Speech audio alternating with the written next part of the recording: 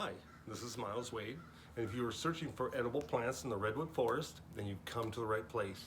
On my channel, I'm always releasing videos on survival skills, so consider subscribing. And remember, at any time during the video, you can click on the link below and get my free video series on survival skills. So anyway, I want to talk to you about the edible plants in the Redwood Forest. Well, the first one, the most common, and basically the one that would be a no-brainer, is the redwood tree. It is edible. And in the springtime, you can actually get the little sprigs that come out and eat them right off the plant. So the redwood tree is actually edible. It's one of the edible plants. This is not necessarily going to be a video on identification. So I'm going to run through a few that are in my area. And what you want to do is you want to go and explore your area and see what kind of plants are there, and then look them up and see if they're edible. But I will tell you the ones that are on, I live in the northwest, part of the United States, and so I'll tell you about a few more that are in this area. And one of them is called the wood sorrel, and I'm sure everybody's seen it.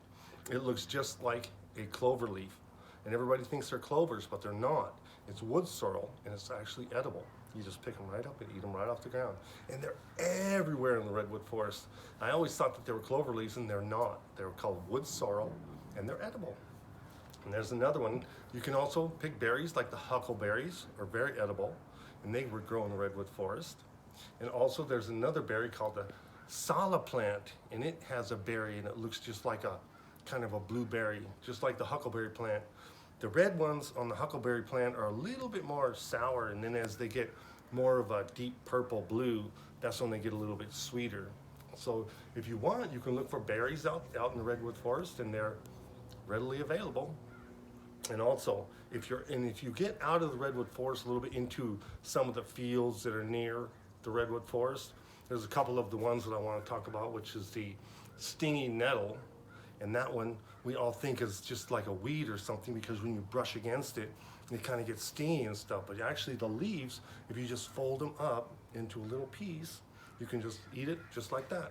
Just chew on it, and it's very edible. And also the last one, and most common, I think that everybody knows how to identify this, is the dandelion. The dandelion is edible, and you can eat the flower, and you can eat the stalk.